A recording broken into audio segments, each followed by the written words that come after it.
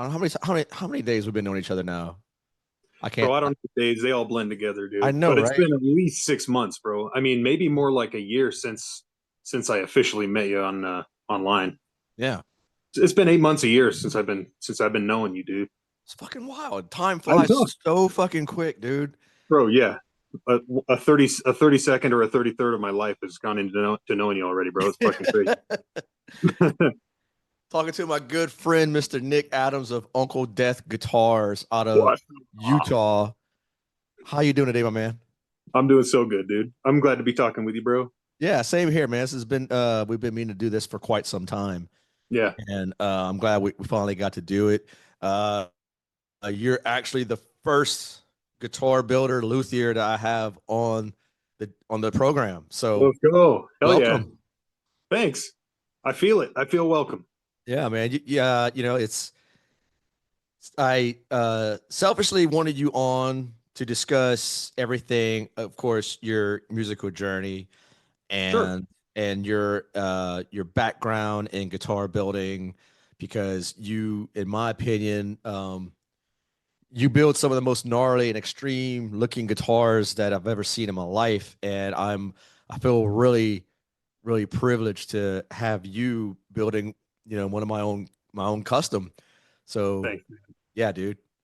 Well, you know that it hasn't always been that way, like Yeah. guitar wise for me. I mean, the extreme shape thing really came along recently this last year because I kind of got bored in a rut that I was into with building to begin with. So, I mean, I've been building for, I guess since about 2019 now, 2018, 19, Uh-huh. like semi full time. And this last year it's been full time. Um, but I didn't always build like crazy metal specific pointy shapes, you know?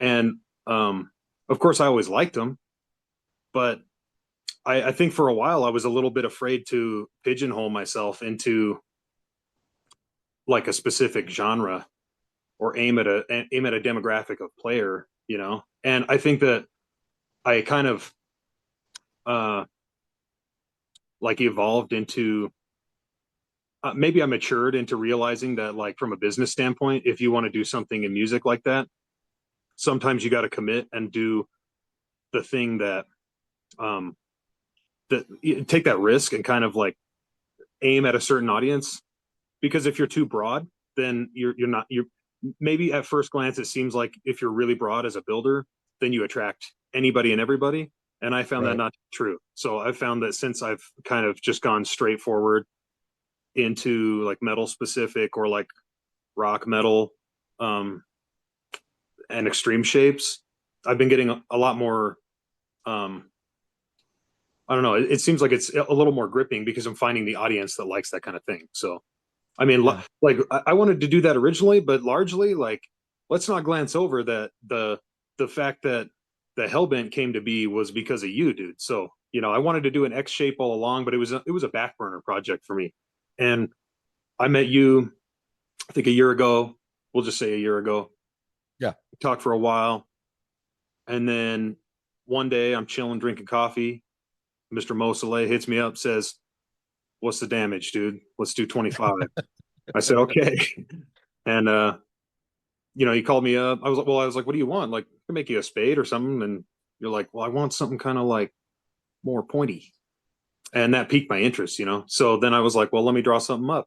And then, a month of drawing back and forth, two or three revisions, and we landed on that, dude. And when I landed on that shape, um, I showed it to you the first time, and it was a lot more like Mosery or something. It had bigger swoops. And although I thought it was cool at the time, your feedback, you were like, "Nah, make it. I mean, I like what you're doing, but make it pointy or make it more aggro." More aggressive, yes. I was like, "Hell yeah, this is the guy, dude. That's the guy." So I took that to heart, bro. I was like, "Bet," and that's what we did. And when I ended up with like the what is now the Hellbent, I stared at it for a week before I even showed it to you because I was like, "Fuck, I don't know, man. I don't know." And then it took me going up the canyon right here, putting it up in the trees. I don't know. Maybe it's cheesy, but I like put it up at the drawing. I put it up in the trees and just looked at it it's in the element that inspired that kind of the whole demographic of music, or that whole genre of music rather. Right. Just felt right, dude. I don't know. And then I was like, here you go. That's what I got. And you're like, yeah, let's go. Yeah. Yeah, exactly. I mean, I told you from the jump that, I wanted to play something that had some really sharp edges and that was really in that warrior body, that X shape. And, I didn't want to spend my hard-earned dollars on another Jackson or Sure. another ESP. I mean, as much as I love those guitars, but I saw what you were doing, and in builders that I really appreciate and respect, and like yourself, Kyle at WKM, and Rob with Radical Instrument Products. I just like, man, I was like, they are nailing the shapes, they're nailing the aesthetic of metal guitars, and oh, by the way, you all play, Yeah, so it's important. that's important. And y'all put all that inspiration and that influence of what you grew up listening to, as part of your soul, and it becomes part of your life now. In Absolutely. and building something that's gonna, like myself and other musicians, fucking, like, dude, like, we pick it up, it's inspiring. We're gonna play that Yeah. fucking shit. Yeah. Well, that's an important factor. Like I don't mean to throw shade on any particular person or anything like that, but like, I think that if you're in the business of making custom guitars and you're not like as passionate about playing them as you are about making them, then you've got some reconsidering to do, because it's kind of like, I don't know, like not loving sports cars and trying to design Porsches or something. Like it's not going to work. You have to be in the mode of like thinking about it. And what would you like to play? What's a shape that like actually works? And how do you, from a player's perspective, how do you make it have fret access, balance, things like that? That's important. You have to be a player to know those things. Yeah. and Yeah. and and more about,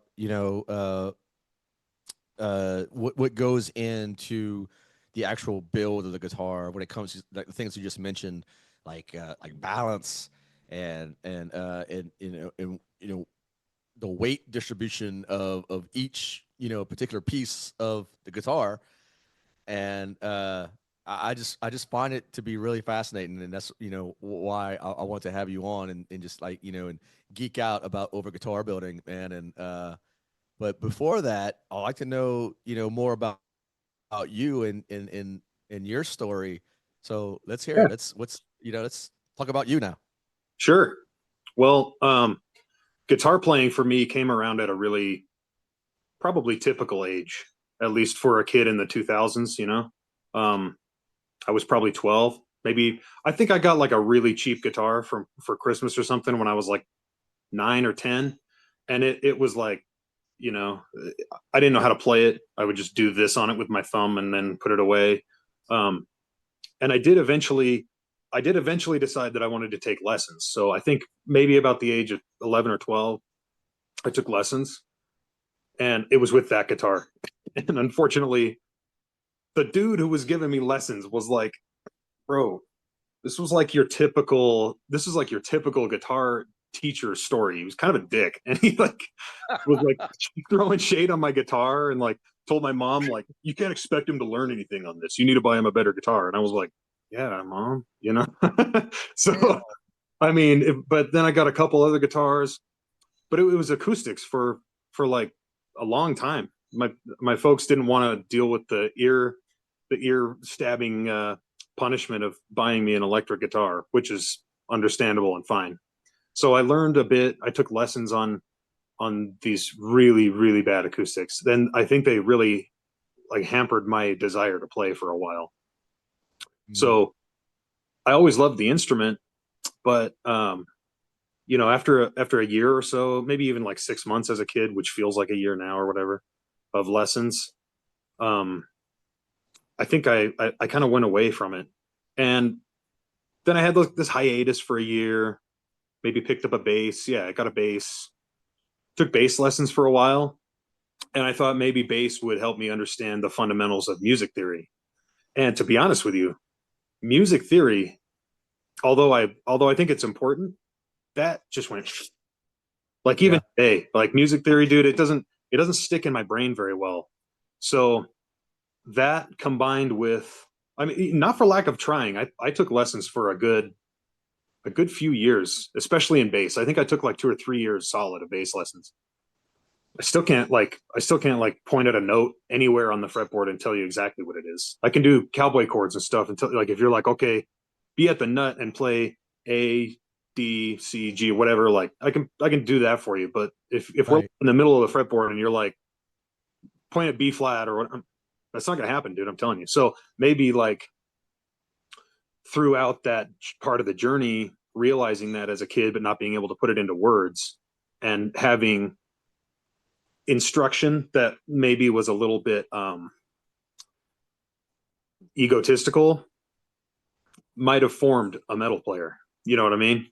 Because you kind of go like, this music theory is not really what I'm interested in. I just want to crank the gain and chug.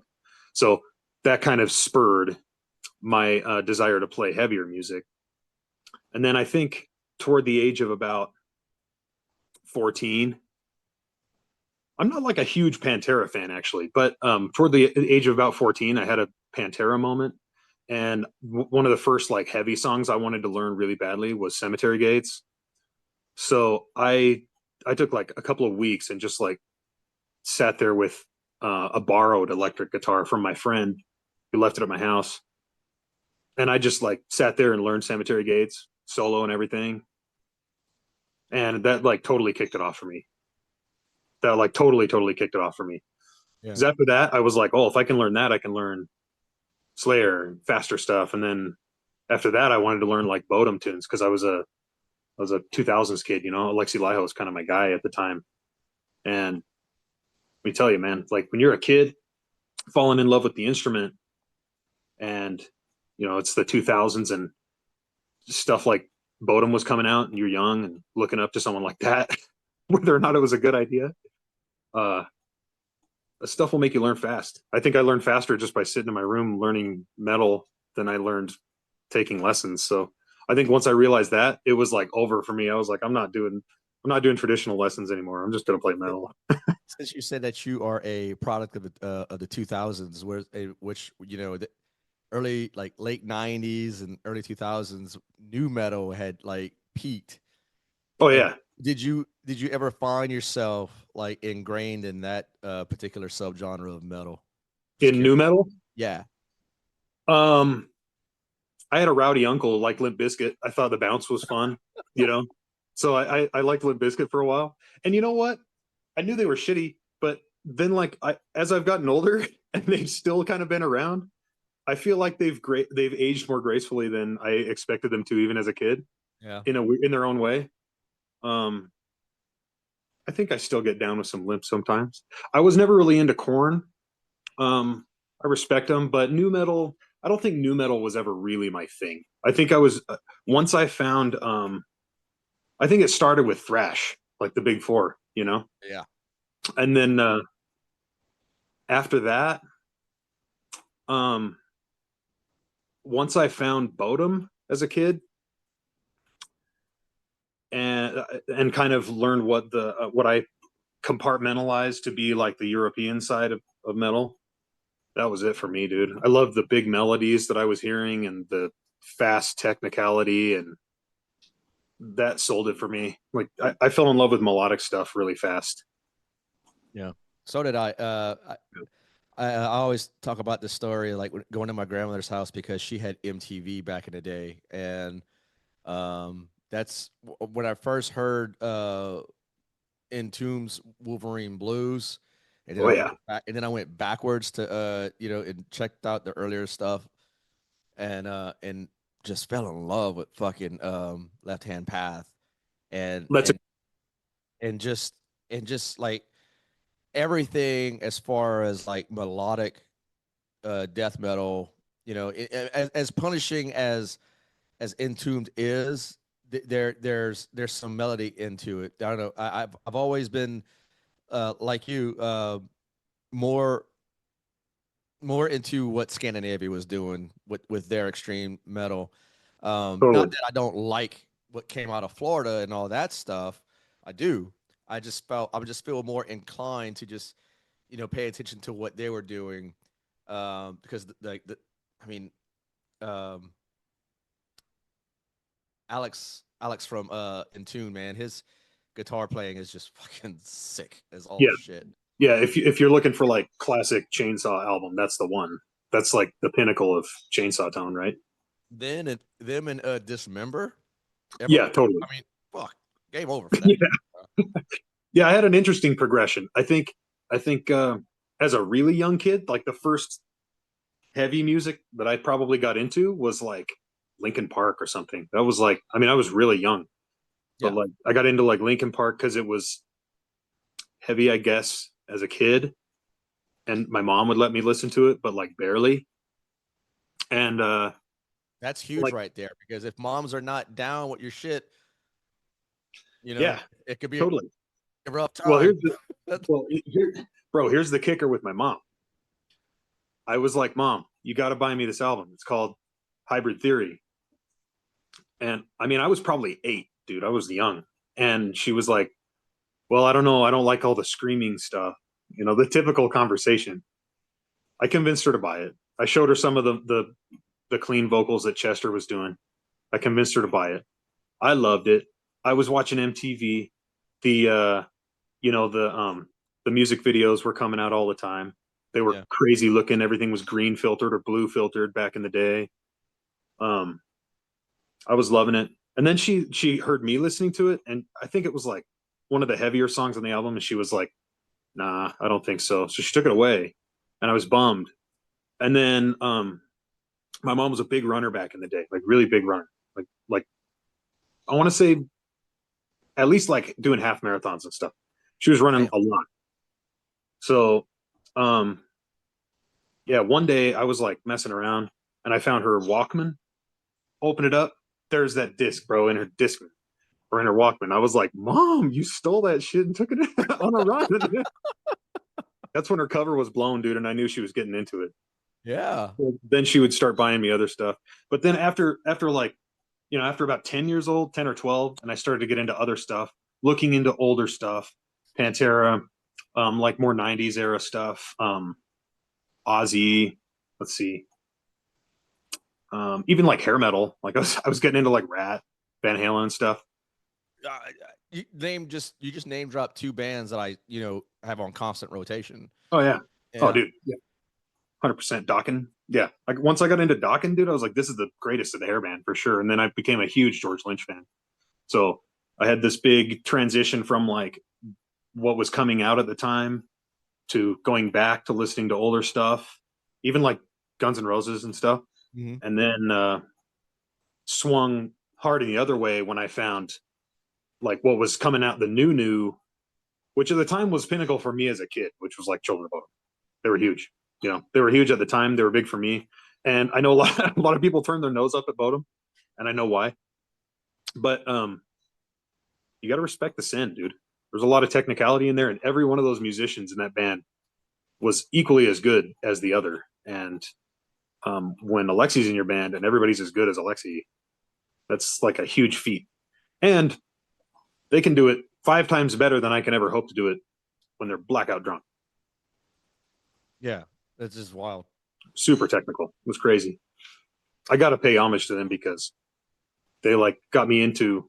They kind of opened a door for me to get into actual black metal stuff because it was like a little bit fast and a little extreme for me at the time. I was like, I don't know, I like the melodies, but it's a little much. And then once I got used to it, and I found like Dark Throne stuff, that you love. We all know Molo's Dark Throne, stuff like that. Gorgoroth that I found that opened a big door. Dude. I was How like old were you whenever you were like discovering the black metal through Alexi and all that stuff? probably like 15, Okay. 16. Yeah, yeah. That's the rightful age, that I was too. Yeah, And I didn't know that existed.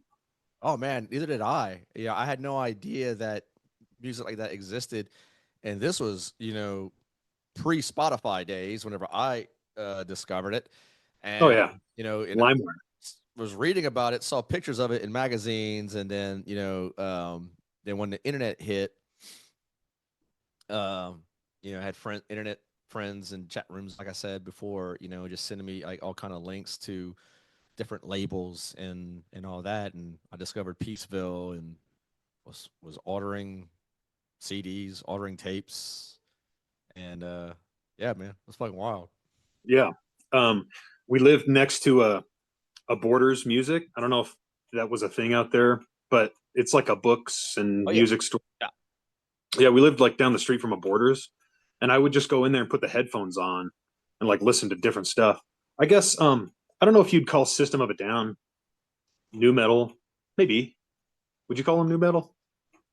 I mean, I wouldn't call them new metal because they were there.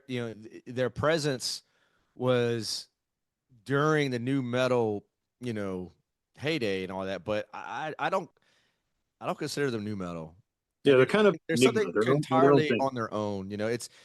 And I say that because there's a lot of bands that kind of get lumped into that category that really, you know, don't belong. It's just no fault of their own. MTV Sure. decides, to label some shit, and that's where they find themselves.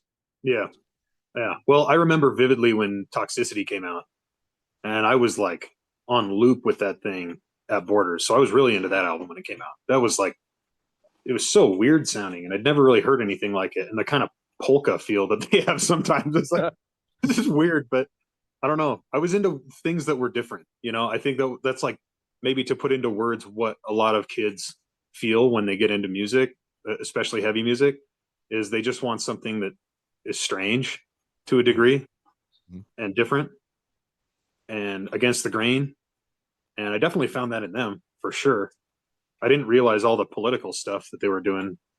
I didn't even put that together in my head at the time. That Yeah, was later on. But I liked the music. I was like, this is weird. I'm into it.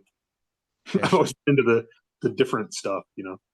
they had so many, yeah, like all their songs and their albums. I mean, there's so many, different time changes and just it's just like all over the place, and Yeah, it's like you can to me you can find death metal, you can find black metal and even new metal elements in System, but it's something and that's what made them so unique to me. And uh wasn't always in love with System of a Down, sure. but I really appreciated the songs that I did hear that I was exposed to, because they had like some really fucking like blast beat parts, and it was just really aggressive, and that's what I really fucking appreciate about them. Yeah. I think I got into Disturbed as a younger kid too. Like I'm jumping the timeline back and forth here, but like, you know, I'm not the gonna hold that classic against you. yeah, the classic Disturbed phase as a kid. And I thought that was like the heaviest of the heavy when I found that. I was like, this is the coolest thing I've ever heard. But then um I guess not to like poo poo on them or anything, but later when I started finding bands like System of a Down or I don't know, even like you mentioned the Florida thing, like even Death and stuff like that. Once I got into that stuff, I think I had a moment where I kind of realized like how genuine sounding a lot of that is and how studio produced other stuff that I had been into was. And I fell out of that phase and gravitated more toward just music that sounded more genuine and less polished because it was Right. just it just hit right. I don't know, you know. Yep. And it's sad to say that I was kind of a late bloomer because like to everything that Chuck was doing at the time. It Sure. was on my radar. It was just like one of those bands that everyone I knew was just like touting death shirts, Yeah. and I was like, oh, it was just too technical for me to listen to at the time. I don't know, probably like early 20s or something like that whenever this took place. But when I started thinking about playing guitar, as an adult, I was like, I revisited that entire area, and I was Yeah. like, man, like, dude, like Chuck was just on another fucking level of Oh, songwriting.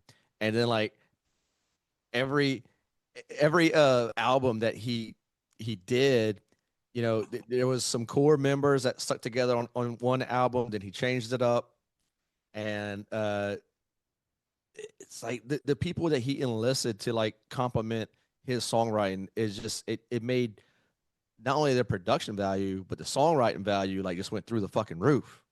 Oh yeah. I mean, there's nothing kind of more humbling as a guitar player than trying to learn Chuck's stuff, dude. It's really hard. I think I could play That is, like two Death songs, bro. Like Crystal Mountain and Empty Words, I think is kind of all the Chuck I've got. yeah. I had a friend of mine teach me how to play Sacrificial and Pull the Plug, and I started to dabble with gosh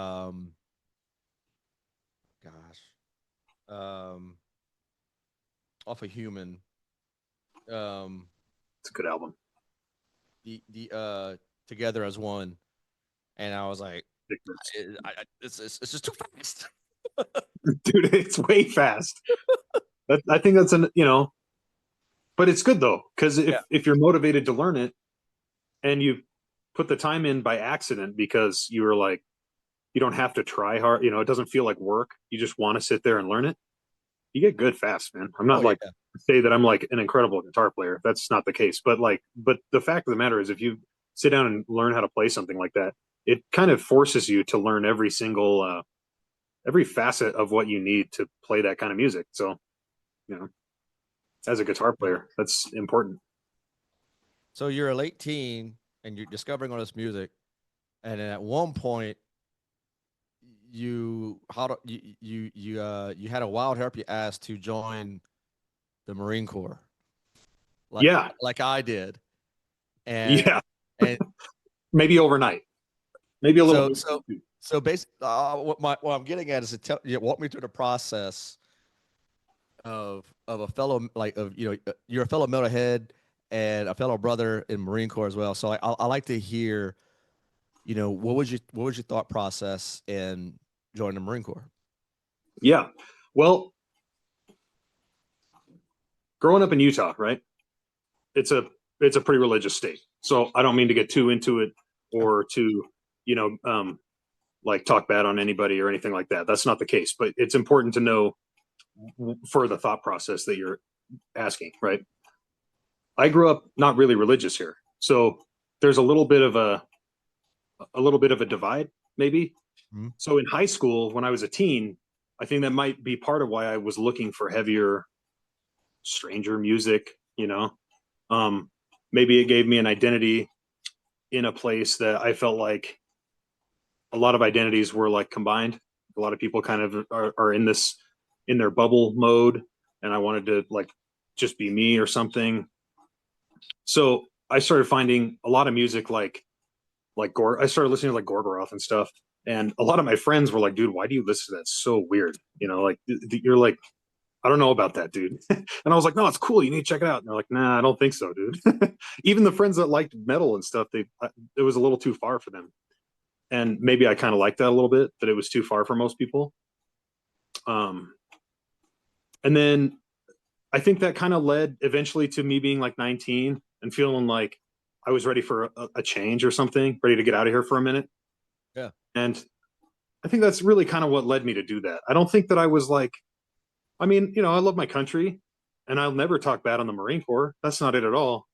But like, I was not like a hyper patriotic kid who just had to go serve his country. I think I saw it more as like a way to go have an adventure, get out of Utah for a minute, go explore something, do something that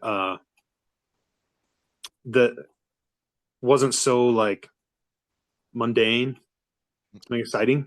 I think that's Yeah. a lot of Marines too. Like I know a lot of people that kind of have the same story. They're like, oh, I just wanted to get Yeah, out of here. that's my story. Just add the fact that I, as a 4-year-old, 5-year-old, I saw my first Marine Corps commercial, and you know how it goes. You see that NCO whip the frickin' NCO sword right by with close precision to his ear, and I was Yeah, like, I don't know what that is, but I want to do it. yeah. That looks fucking That badass. drill is like one of the worst parts. Yeah, yeah. And I was like, yeah, I'm gonna join the Marines. I'm gonna get this fucking sweet ass sword, and that's it. Ain't no one gonna fuck with me. Yeah, dude. I wasn't an NCO, so I never got the sword, bro. Wait, what? I wasn't an NCO. I never got the sword. Get the fuck I was out a of here. no, the Lance Corporal, dude. Wow. Terminal Lance Lance, dude. life. Yeah, dude. Lance life, dude. Hell yeah. Yeah, dude. Yeah. I mean, and you know what, too? Like, on a serious note, to no fault of the Marine Corps at all, um, there were times, like, there were circumstances that took place in my life while I was in the Marine Corps that caused that to be like incredibly distracting, and I was not particularly performing at my peak. And I wanted to be a good Marine, and I tried hard to be a good Marine. And um, like, I don't think that I was like being a complete shitbag or anything, but there were things that happened in my life that took my attention away from it, and I knew that. So when you're getting toward the end of a contract, and you're like, because it's kind of stretched out to where if you re-up, you're in for 8, and then you're like almost halfway. You might as well keep going. So you either Right. do one or you go all the way, kind of, at least in my opinion. Yeah. So when that was coming up for me, I was like, I don't know that I'm like doing everything that I could be to do all these people justice who are like in this for life. So I ended up getting out even a little bit early, like 6 months early from my contract, which was fine. I was okay with it, you know. Mhm. Yeah. At that point, I think I was just ready to go home, and I had a cool adventure and learned a lot of cool stuff. I liked it a lot. It was actually really cool, and Yeah. there were times when I hated it because that's just the nature of it. But I mean, that's the nature of the beast, man. yeah, it's the nature of the beast. But I look back on it very fondly, man. I really do. And like I still talk to a couple of people from my unit back then. I never deployed to a combat zone. I was a boot, dude. I just was like terminal lance boot, and um yeah, I didn't deploy to a combat zone or do anything like that. But the people who I looked up to in my unit who had are still like they're still good people and good friends so that I like to stay in touch with. I'm sure you Yeah. have people like that too. You Oh still yeah. talk to. I'm thinking of one right now that I can't. He's always sending me some funny ass shit. Beside yourself, my good friend Matthew. Actually, he is now Captain O'Brien now. Cool. Yeah, he was started out as fellow corporals at the time, and then he became a lifer, and but dude, he's one of the funniest motherfuckers ever. I love Matthew. Me and that guy was. I'll tell you a quick story. Me and that guy, both from Louisiana. He's actually from the Slidell area, which is on the North Shore of where New Orleans is located, and we were both injured during Operation Iraqi and Enduring Freedom. So we're stuck in Camp Pendleton, and this is when I was drinking at the time. We would get drunk and just blast Super Joint Ritual. We had a mosh pit of 2 Classic. broken Marines in the barracks. It was great. Yeah, dude. I mean, so I was a 5811, which is a military policeman. Yeah. When you're 19 and you're entrusted with that kind of a duty, dude, I think that billet should be saved for like 25 and up, honestly. Because I mean, I think I felt like mature and like ready to do my job at the time. I wasn't. That's Mhm. just the way it went. I mean, I was like responding to people's houses for domestic disputes and stuff like that all the time. And it would be like some old gunnery sergeant who doesn't want to hear a 19-year-old tell him how to fix his marriage. Like, it was hard. So a lot of Yeah, that, I can only imagine, man. I yeah. just picturing this. I'm just picturing a young Adams Oh yeah, just knife handing a drunk Gunny. Hey, look, yeah, Gunny, you need totally, to unfuck yourself. totally, absolutely, dude. I mean, yeah, it was hard. And one year we had, I think it was like 20, must have been 2012, 2013, probably 2013. There were like a string of fires that happened on Pendleton. No surprise because California has fires all the time. Bro, we had like 9 fires on base or like directly adjacent base in like 1 month. And it was crazy. And people were starting to wonder if this was like a terror probe or something, like if they're like seeing what would happen if there's a fire here and then another one completely on the opposite side of base sparks off. Like, MPs go or something. It's all like just conjecture and like people just wondering because it's so chaotic at the time. But I'm telling you, we had like power lines going down in the middle of the roads. We were closing off gates. We were preventing anybody except emergency vehicles from going on base.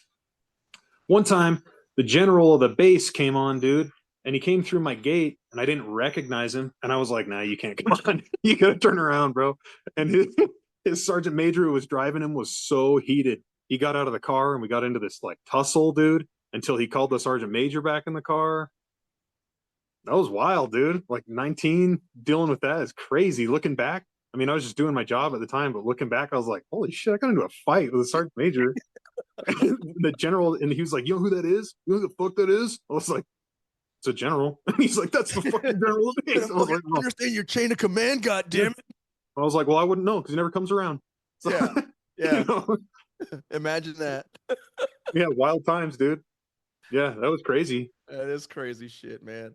So did like you have any fellow Marine brothers that got down with the metal like you? Oh yeah, totally. I mean, there were a bunch. One of them I still keep in contact with. Dude lives up in Montana. But I mean, yeah, it was weird because although I really enjoyed a lot of that, there was a time when I got pretty depressed during it. So I kind of like started isolating myself a little bit, honestly. So I spent a lot of time like either in my barracks or like I had a motorcycle. And I would just take off, just go Top Gun it, dude. Like just out there, and that was a big relief for me. I've always loved riding motorcycles. Grab your aviators and you were like, Yeah. gunning it next to the runway. No, bro, like full kit, dude. It was like I'd go out to Palomar Mountain. That's like clear the hell out there next to like Borrego or something. Uh-huh. I'd get on that bike, dude, and go pin every weekend. Go through knee pucks, dude. Like it was really dumb. I shouldn't have done that. I could have died so many times doing that. It was crazy. Yeah, yeah. I still have a bike, but I don't ride that much anymore. So you're in the Marine Corps, you leave the Marine Corps, and what was life then? What was life like for you after leaving the Corps? So among that time that I was in the Marines, I met my wife, Alyssa. And I had a buddy he was in Ranger school at the time. And he had like either he was just about to he couldn't have been just about to be done because they wouldn't let him go. He had to have just like become a ranger and like gotten leave or something. So he came home to marry his girlfriend. And I went home to be his best man at that wedding. And while I was at that wedding, I met Alyssa and we hit it off a lot. And I still had another like week of leave after the wedding. Turns out, I'm from like Provo area here in Utah. She's from Draper, so like a half hour away. And she was about to go to school to play college soccer down in Cedar City here in Utah. And we went on a couple dates here at home. And that was really cool. Hit it off. And then it kind of became a long distance thing. So it was like every weekend I would just, every weekend that I would just cruise up, or we'd meet in the middle, go to Vegas or something, have a fun weekend. So I met Alyssa during that time. And then eventually I got out of the military and we ended up moving home. And I got my first woodworking job, which was at a place called CR Doors. And they made doors, interior and exterior. And I worked in the interior door department as like a door framer. So I would build the jams. And it was kind of a production shop job. It wasn't like a glamorous woodworking thing at all. But regardless, I still liked it. I still liked using the tools and learning hands-on stuff. Right. So I progressed through that job pretty quickly. And I wanted to start working in the exterior door department because that was a lot more like woodworking and layup and carving and things like that. So I was trying to get in that area of that company. I think this would probably be about 2015. So I kind of started doing that, and then because of that, I started buying some tools and woodworking on the side here like at home on the weekends or whatever. And after not long, maybe a year and a half, I left that job. Things kind of went south, and I just left. And I started working up in Park City as a ski tech. Actually, I started working as a mountain bike tech the first year. I just went up there to work at the bike park because I just wanted a fun job, and I loved mountain biking because it's Yeah, that sounds like fun. yeah, it's kind of something you do here in Utah. Either you enjoy the outdoors one way or the other. I know Um, I'm sorry to cut you off. I know a big mountain bike enthusiast in Ben Falgu. oh yeah, dude, Yeah. Ben's big in it, huh? He loves mountain biking, man. Dude, we need to get him out here and show him some sick trails because there's a lot of Oh, badass stuff around, dude. hell yeah. Yeah, I've been I big into will mountain be biking for a long I time. will be at base camp just watching y'all do your thing. Hell yeah, fair enough, dude. Um, Hey, dude, I'm sorry. oh, we're good. So, so I started working in Park City, and then intermixed. I was still doing some woodworking here and there, and it was pretty like amateur stuff. It was like making chopping blocks and stuff. And Alyssa one time was like, "You love guitar so much. Why don't you try to make a guitar?" And I was like, "You're crazy. You don't know what that's gonna have to. You don't know what that's gonna entail." And she was like, "You can Right. do it." And I was like, "Yeah, well, I appreciate the vote of confidence, but I don't think that's gonna happen."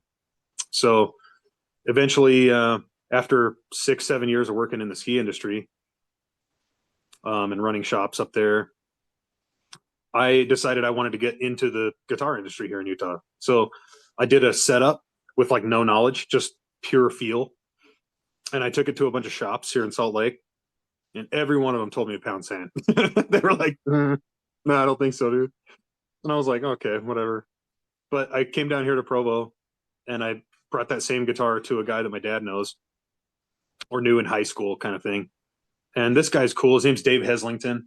It's a big tech down here in Provo, and he's worked on my guitar since I was a kid. You know, Mhm. so I went in there. I was like, "Dave, here's a setup I did. I don't know anything about it. I don't even want to get paid. I just want to learn. Just let me shadow you or something."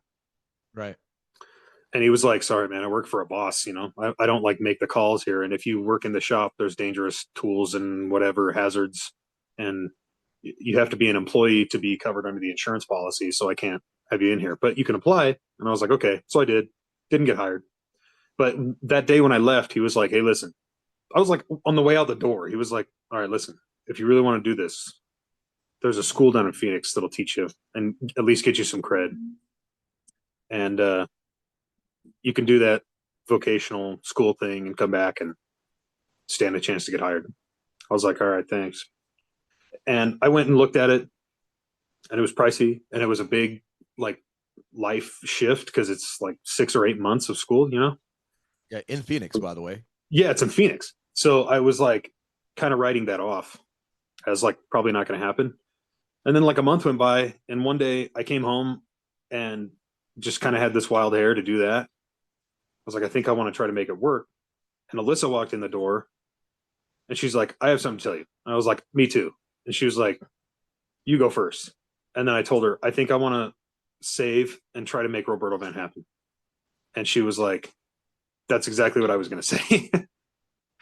So I did. So I worked seasonally for 2 years, saved a bunch of money, moved our happy asses down to Phoenix, went to school. One of the coolest experiences I ever had. It was sweet. COVID was kicking off. It was 2019 or so. Yeah.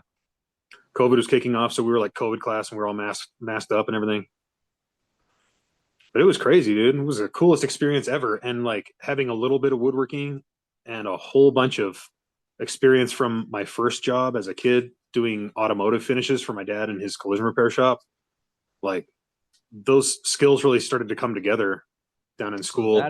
so I'm gonna stop you right there. So that explains the wild paint finishes in your repertoire.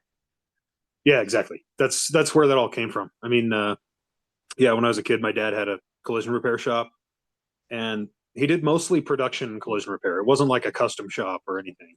Yeah. But that was my first job. I mean, I was in that shop.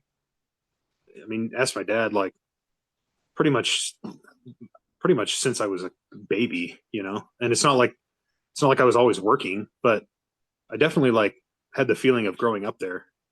And when I turned about 15, I started doing like part-time work in there and trying to learn everything I could from the guys.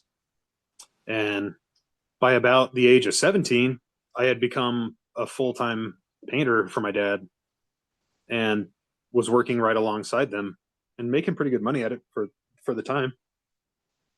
And I had the opportunity to do an awful lot of experimenting and an awful lot of wasting of paint, and to accomplish some of the things that I accomplished. But one of the important factors was that my uncle Joe worked there too, my dad's brother, and he's a motorcycle guy, and he was always into doing crazy finishes on his bikes, you know. So like some of the crazy marble finishes and stuff that we've seen come out in the last year, like the one on your guitar, is inspired by things that I learned from my uncle Joe. You know, we spent an awful lot of time, and I remember at least like one particular kind of pivotal weekend that we spent stripping and doing his entire Harley in like this crazy purple marble, and that totally inspired doing the ultraviolence purple marble that I did on the V that you saw. Which is, if anyone doesn't know about Nick's website, uncledeathguitars.com, or his Instagram, yeah, check that shit out right now, because it is some of the gnarliest fucking paint jobs that I've ever seen on a guitar. And Thanks. I'm not blowing smoke, man. It's the truth. It's just what I've seen.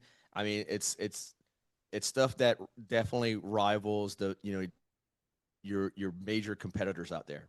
I mean, that's just Thanks. how I see I really appreciate it, dude.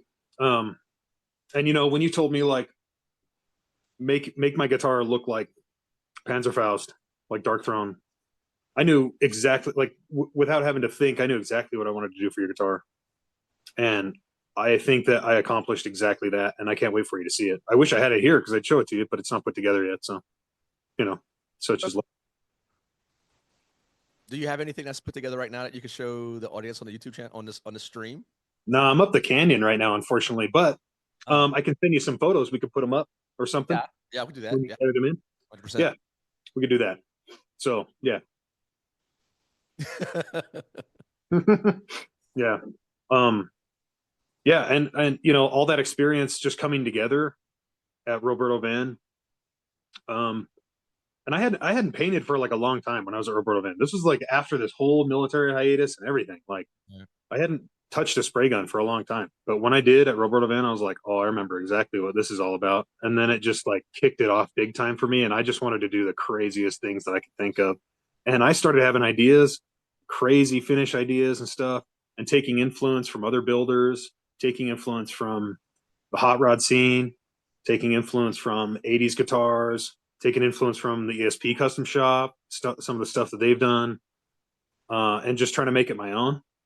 And yeah, it's turned into doing like not just like single stage colors anymore. Like it's like metallics with a 5-stage candy, and then that turned into doing textured metallics with a 5-stage candy, some airbrushing we're getting into, like, yeah, I don't know, big, extremely high consequence finishes, because there's no fixing those, you know, like that's a reality, and that's kind of why they cost so much.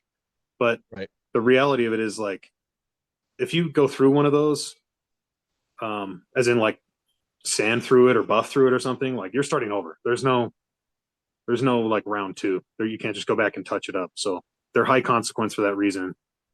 But man, I'm really liking what's coming out. And I'm glad you do too, because I put like everything of me and everything that I've like grown to know about you into the Tales from the Riff guitar. And I really think that, I don't know, when I showed Alyssa that guitar for the first time, she's like, that looks exactly like Mom. I was like, yeah, hell yeah. Yeah, I can't wait to have it, man. And I've been going back and forth. I've been going back and forth in what I want to do exactly. I don't know if I want you to ship it to me, or I'm going to go out there and just make the drive and go pick it up from you. That's where I'm Either at. Way, dude. You know, I mean, it's safer to pick it up. You know, I know, right? Yeah, And, I mean, it's safer to pick it up. Yeah, you've seen all these horror stories of, you know, different people who, like, you know, UPS like crushes the fucking neck or whatever the case may be, or, you know, it's not always UPS. There's FedEx, whoever, you know, whatever XYZ delivery service. Yeah. You know, they've got their hand in murdering fucking some custom guitars out there. Oh yeah, You know, I know, dude. I like feel you. street Like or some shit.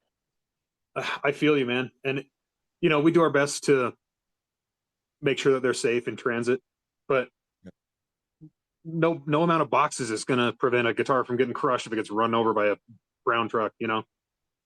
That's just not going to. There's things that are out of our control. So Let yeah, but I won't lie. I've been promised crawfish etouffee, and I think that trip to Louisiana is not out of the cards too. So whoa now. whoa. Well, hey, you come. I told you that promise is that's a standing promise. And I told you have a, it's an open invitation with you and Alyssa. So Yeah, dude. Hell yeah. you know, it, I'm game if y'all are. So don't even worry about that. Hell Um, yeah. Appreciate that. and if I don't cook it, I know other restaurants that'll have it available. But I selfishly want to do it for you guys. So Yeah. that's Well, just I me. selfishly want you to do it for me too. And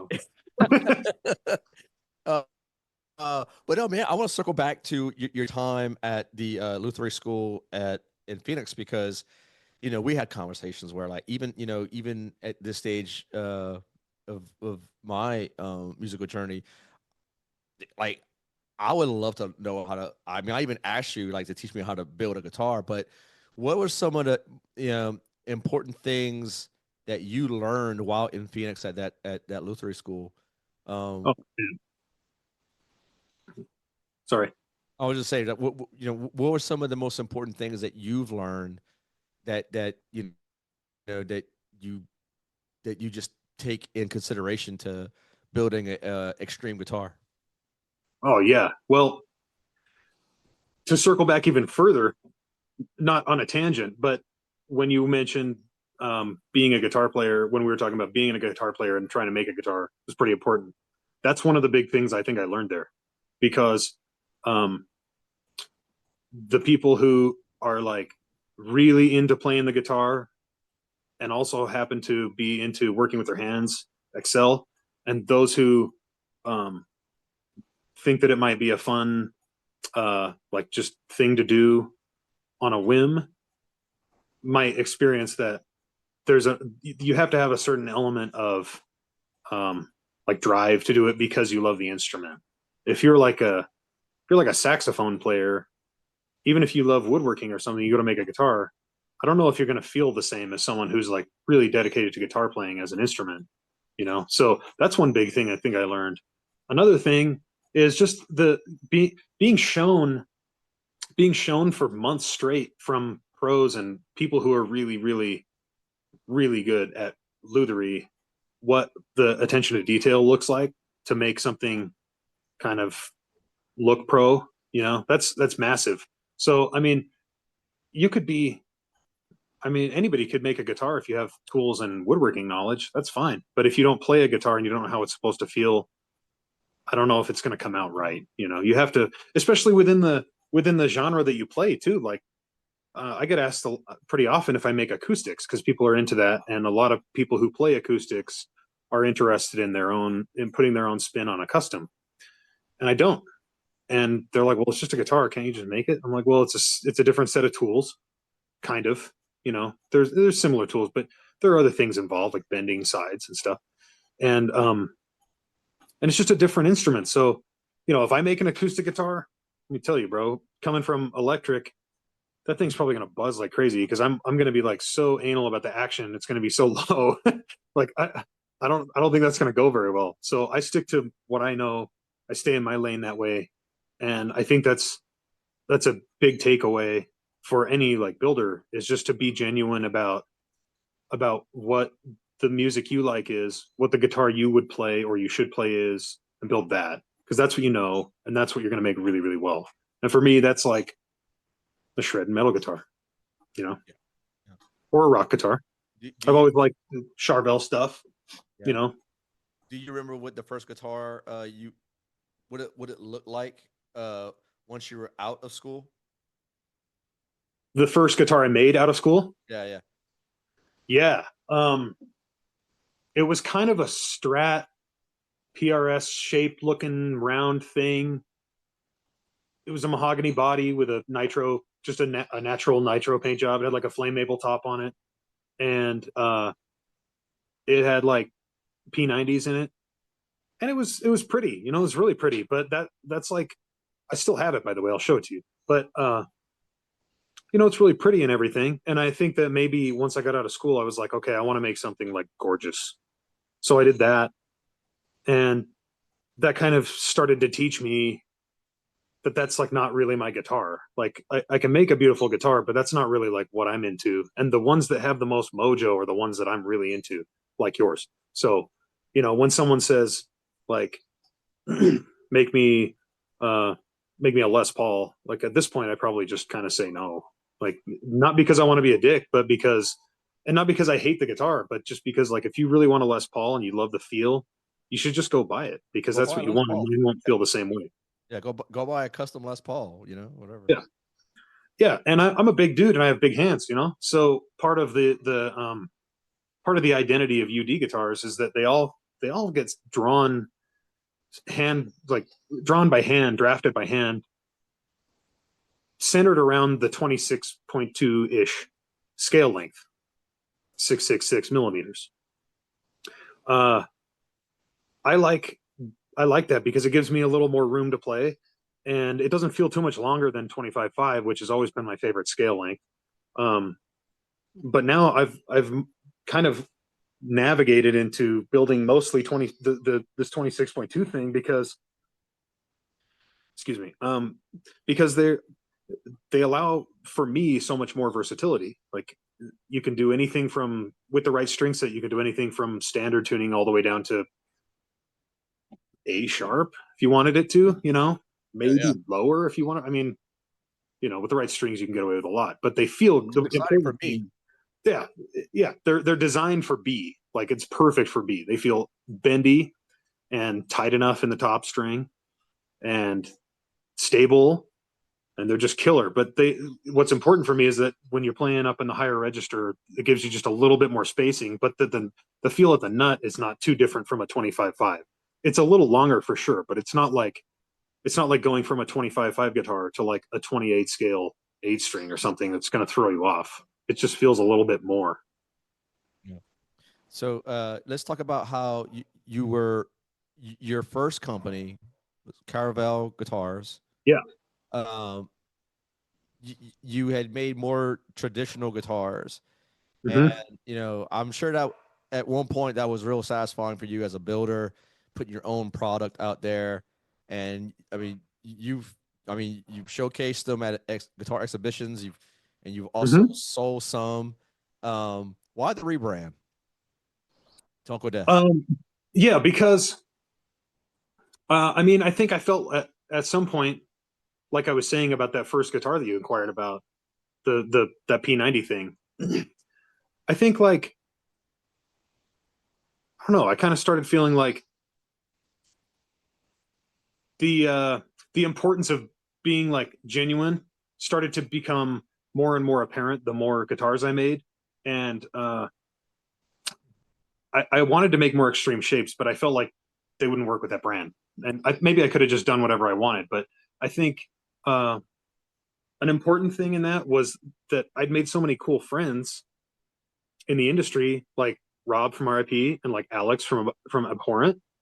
And you know, you look up to those people who are like making it happen, and just like Rob did with Perry Ormsby, you know, like back in his, when he was like coming up. And you either ask them for advice and you listen to the advice and you take it, or you ask them for advice and you ignore it and you never get advice again. And some of the advice that I had gotten was, you make nice, pretty stuff, but what genre are you aiming for? You know, what's the demographic that you're trying to hit? And it seemed to me to feel a little bit confused. And I was like, well, I like metal, but I'm making these kind of like more woodworking traditional things. And I think just one day I kind of woke up and just like had a moment with myself, maybe. And like, I mean, you can just look through my Spotify playlist. I'm like, there's no Doobie Brothers in here, dude. There's none of that.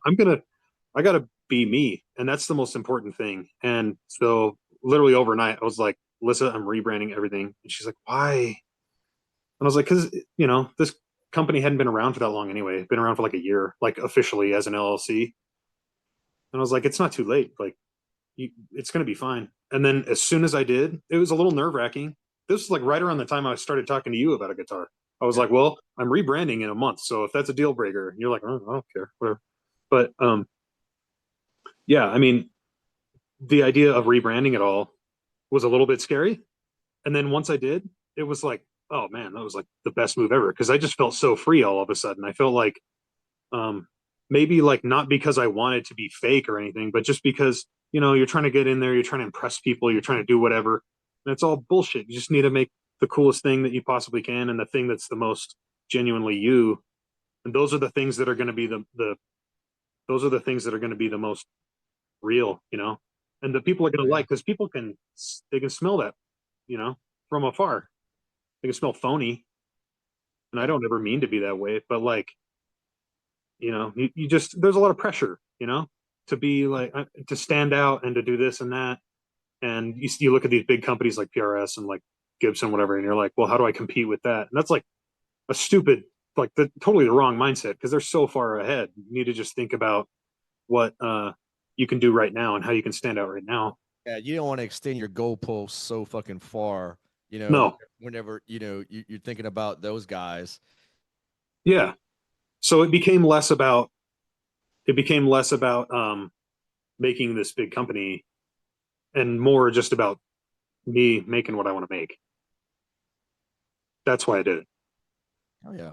And I'm glad you did because, the new brand, the new logo and everything, and the little insignia you have on the headstocks now, man, it looks fucking sharp as shit.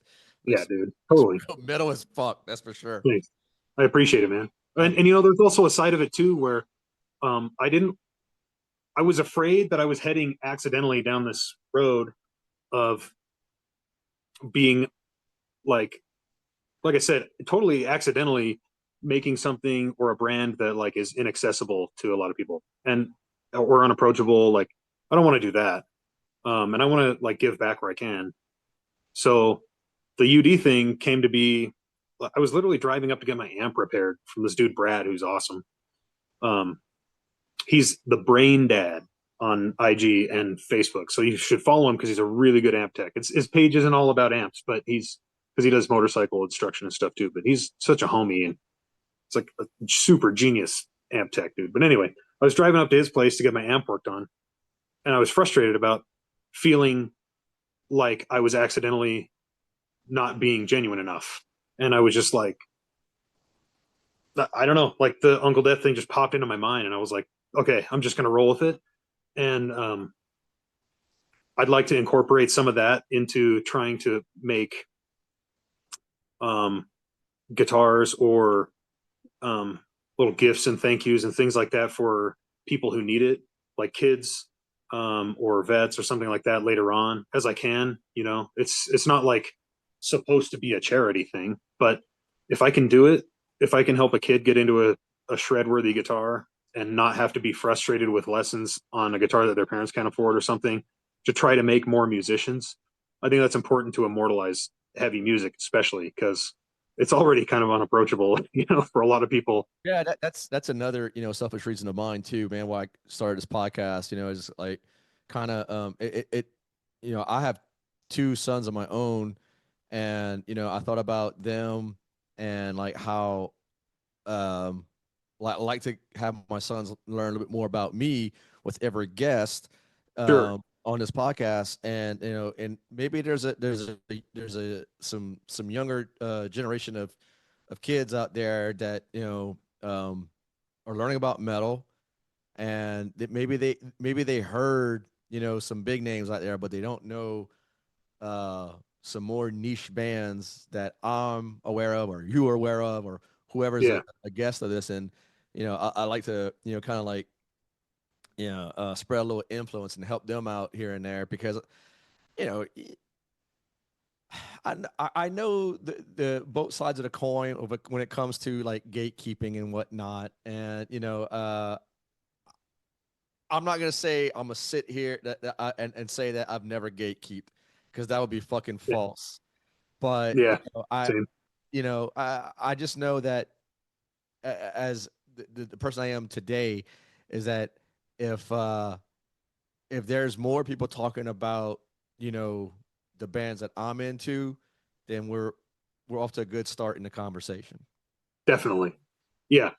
When you're young and protective of things that you like and you don't want it to be blown out of proportion, you tend to gatekeep and you don't want other people to know about it. But it's so dumb. Like if you want it to stay around, you got to show other people, you know?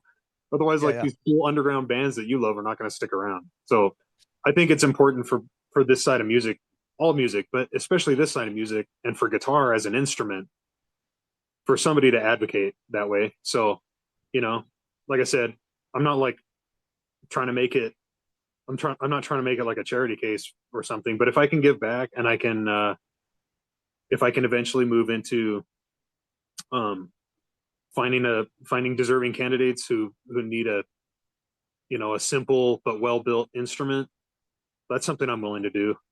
And I'd like to work on that. I'd like to get more guitars into more kids' hands and show them that it's awesome. And so they don't have to struggle with like never being able to kind of get their hands on something that is actually like something they can learn on. Because that was something I went through, honestly. Like, it's not because my parents like couldn't do it or even wouldn't do it. It's just like, I don't know. it, it just wasn't happening at the time. And I think if I had an instrument that really showed me like that I was capable of more than what my old guitar was, I would have probably put a little more into those earlier lessons that I talked about. It doesn't have to be a crazy guitar, you know. It just has yeah, to be something that like is built right. yeah. Something that's built right, something that's going to inspire them to keep playing, and Exactly. see where he takes them. You know, Yeah. Gotta have something that's worthy, you know. yeah, That's no shit. something achievable for me too. Like I can do that. We can start once a year or something. Give a guitar away at Christmas. I think it'd be a fun Yeah. thing. I mean, you're a Marine, man, you could do it during Toys for Tots. Yeah, exactly, dude. Anything. Work to a vet. Yeah, whatever. Yeah, fucking Yeah. A. Anybody, because it's one of the best forms of therapy that we've got, you know. Oh, And there are a lot of dudes out there that just need to take their mind off shit. and I am one of them. That's for sure. Yeah. Well, Make no mistake about that.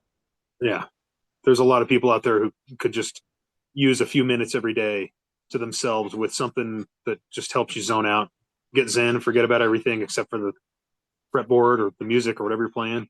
You Yeah. know, So it's how important.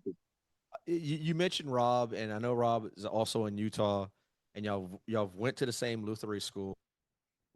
Um, how far ahead of like I guess his graduating class was in front of you? Um, Dude, I think he was like 2009 or 2008. oh, okay, all right. He's been doing this a long time. Like he was there before the instructors that I knew were there. Okay. Yeah. So how'd y'all two meet? Just being in Well, the metal scene?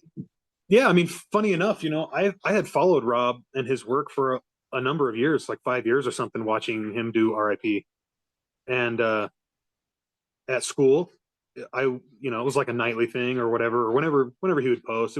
I just remember following RIP for a long time, and then realizing that he was a Roberto-Venn guy. That was cool. And then when I got home and had a few guitars made, decided to do my first little expo last year, or yeah, last year. Excuse me. Um, I went to the expo and there's Rob. I didn't even know he was coming. I just like showed up because somebody offered me a booth for free. I was like, okay, well, yeah, I'll go show off some guitars. So I showed up, and then lo and behold, it's this whole room of acoustic guys, right? Like with their nice tablecloth and everything set up the way they need it to look beautiful. And then there's like the back alley where like nobody like can really see, and it's me and Rob, and I'm Yeah. like right across from him, and he's like, "Hey, I'm Rob," and I was like, "I know," and you don't know me, but I know you. And then we talked for a little while, and then he super judgmentally looked at me. He was like, "Do you do your own finish work?" And I was like, "Yeah." And he's like, "Okay," because Rob does too, and he does really good finish work, Yeah, he like does. beautiful stuff. And Oh he's yeah. like the crackle god. Um, so I think that was like a little uh, a little squirrel catcher from Rob. And then we were right next to each other, and we're the only guys there with an amp. So we just ended up kind of jamming the whole time, trading off licks and stuff. And that was really fun. And we had a fun time showing off guitars. And then it kind of just stuck, you know. I haven't seen him for a while. It's been since I think the last time I saw Rob was like Halloween. But regardless, I mean, yeah, we've hung out a bunch actually. We're probably going to hang out a bunch this year. I hope it'd be cool. Maybe come down here. But I mean, he does an awesome barbecue at his place, dude. Rob, invite me again. Yeah. Speaking of guitar licks, man, you and little brother, your young little brother Noah. Oh Noah, yeah, Y'all have your own project together, the Whitmore, yeah. and you sent me the links to it, and I'm definitely going to share that in the caption of this episode as well, because again, not blowing smoke, man. It's just, I mean, calling it for what it is, and you and Noah, dude, it's amazing the magic that the two brothers come up with. I was jamming the Awaken. I forget your song titles because they're so Oh, they're all over. Don't worry about it. yeah. But I was jamming y'all stuff every day. Uh, Tell me about. I mean, how long has this been going on between y'all two? Well, first of all, I'm glad you like it. So thanks. Calling And acts. Sorry, calling acts 3 and 4 is. oh yeah. So that's kind of our baby, I think, of that EP, you know. And let me put this out there too, that like I'm not a person who's like trying to make it in music. That's not like my goal at all. But I am a guitar player and my brother is a drummer, and being musicians, sometimes anybody could probably who's a musician relate to that sometimes you got something in your head, and until you immortalize it some way, it's going to drive you nuts because you don't want to forget it, Yeah. you know. Yeah. So that's kind of all the Whitmore is. Maybe not all it is. Like there's a passion project to it, you know, but it's also not like something that we go and like try to pump all the time and try to do lots of shows, anything like that. We don't play shows with it. It's just a way for us to immortalize and therapeutically not have to think about that shit anymore. So that's really why we do it, and we have a little setup to record with it. But yeah, we've been doing that. We've been doing the Whitmore since I want to say 2018, 17, 18. Mm-hmm. And we had some other songs, but like they all got scrapped. It was great. Well, I guess Culling was the only one that remained. That's why it's the baby. We had Culling written for like 4 years before we even recorded it, you know.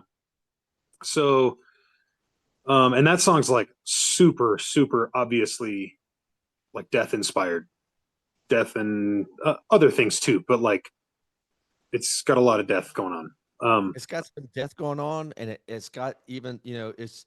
I loved it, like how y'all start the song because it's like it's really thrashy. Yeah, thanks. It's Yeah, just it's so good. Like I'm definitely gonna put the links up to that EP because people need to thanks.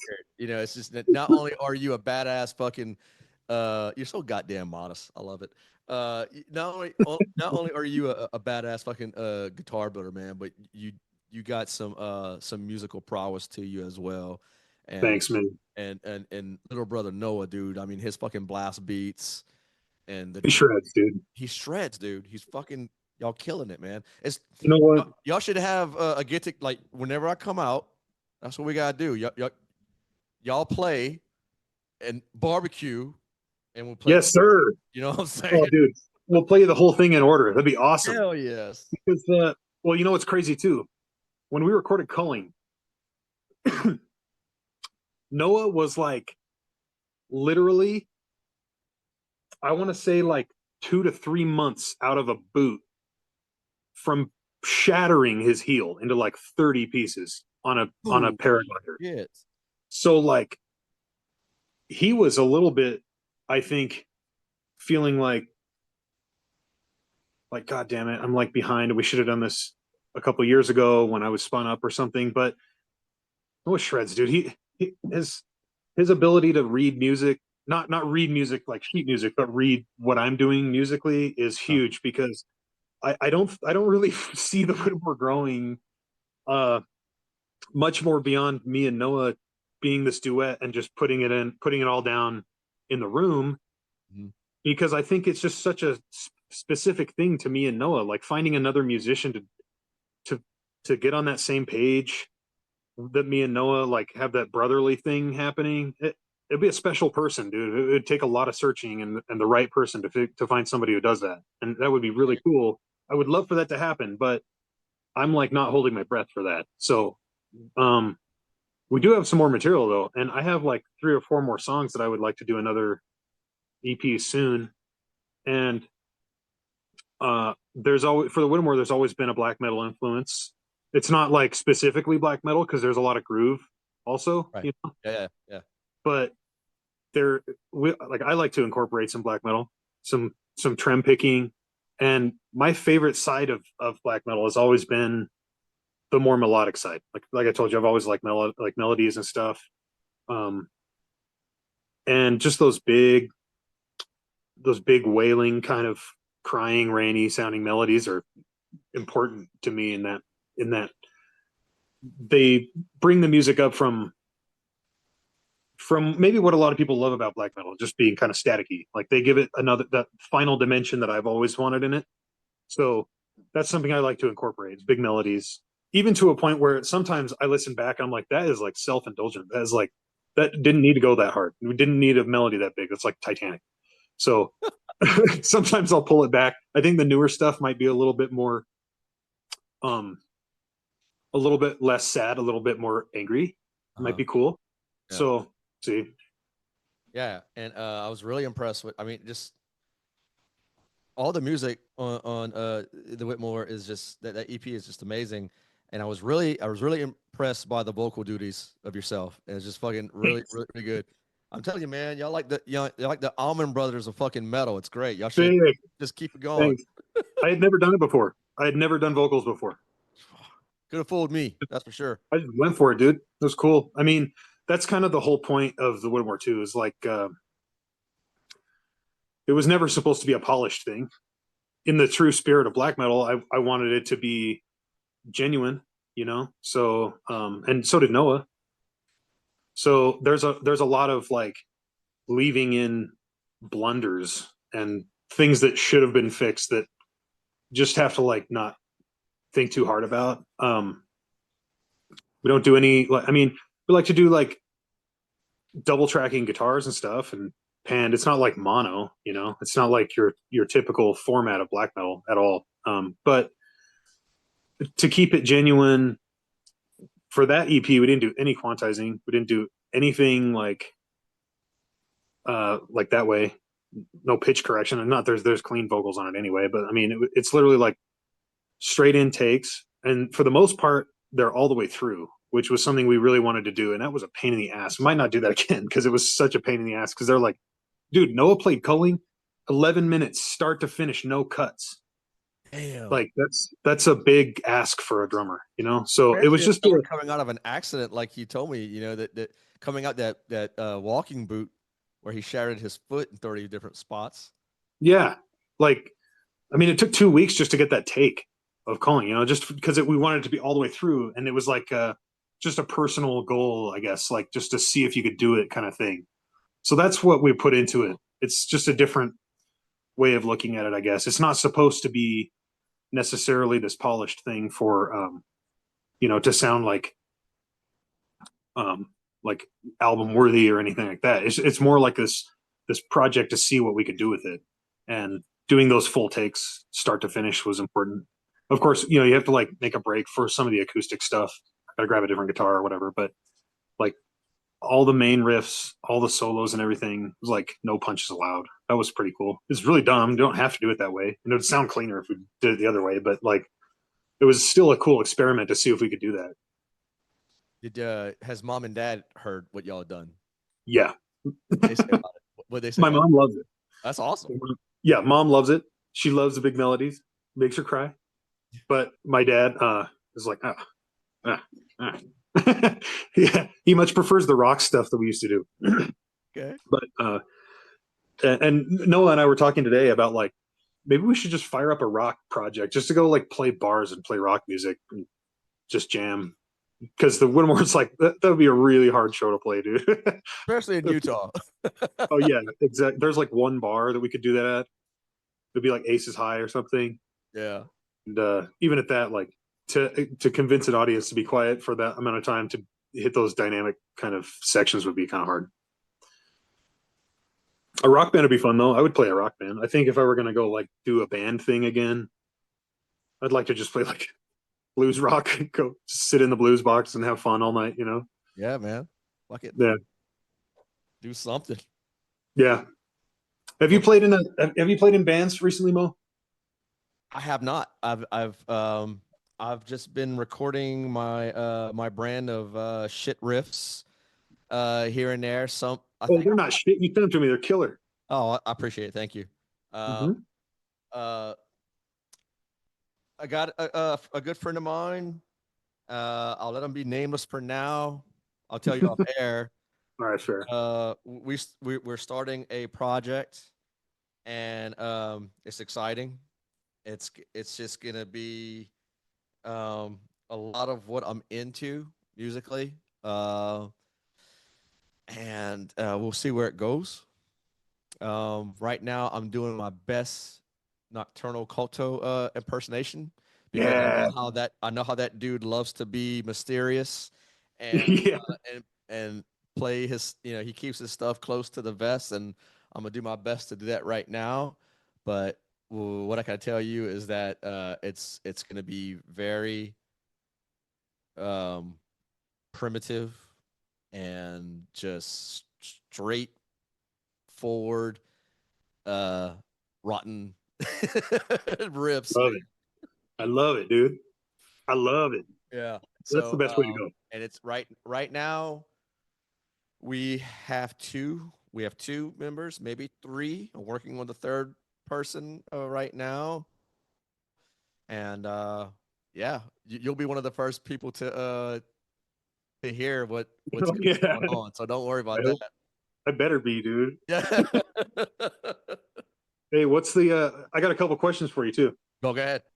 What's the riff that made you start playing guitar?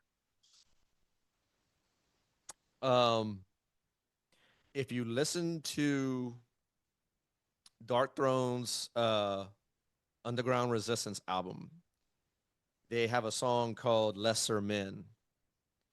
And it's like the main riff is like, and I was like, that's fucking badass. Oh yeah, That I believe that album came out in 2013. And after its release, I was like, it was just in my head. Like, I was like, I gotta play guitar. I, dude. Some of their later stuff is awesome. yeah, dude. And Yeah, bro. And they have like riffs that you wouldn't expect them to make. Like the Hardship of the Scots is a sick one, dude. That's one of my favorites. it's so funny you mentioned that because like I recorded a podcast today, and I that's exact like that particular song is another one. Really? Yes, that's because it reminds me so much of like 80s glam rock. Totally. It could be a Priest song, easy, dude. It could be a Priest song, it could be a Rat song. Mm-hmm. It it it even gave me some early High and Dry Def Leppard vibes. Yep. Um, I actually told Ted that off the air whenever we recorded. I Yeah. picking his brain, and he was like, "Well, you're not too far off." Yeah. He was That's like, funny, it's like dude. it's all heavy metal." Yeah. It's And in the spirit, right? It's all yeah, in the spirit of it. yeah, That's and sick, dude. I love that song. and dude, but yeah, to answer your question, though, that riff, Lesser Men, Less. go back and just listen because like the intro it comes in, it's like a fade in of a tremolo pattern, and then like it's like when it breaks into the like the chorus, it's like it just has this punishing like, and I was like, I want to know how to play that shit. And That's like awesome. that's what kind of like just set me on the path to like, okay, I gotta start researching what goes into playing guitar, what kind of gear I need, so on and so forth. Hell yeah. And then I love when it, Gold dude. Star came out, it was like, God damn it, here's another one. Yeah, dude. Banger after banger. Yeah, yeah. Yeah. All right. What was your first guitar rig and what's your dream guitar rig? First guitar rig, I bought. Are we going back to whenever I first tried to play guitar at 14? Like your first real, yeah, like your first actually works guitar rig. Okay. Doesn't have to be like a nice one, but like Okay. So my first guitar rig that I bought a Ola England special, the Solar G series, oh the yeah, the matte black one. the single cut. Yeah, single cut.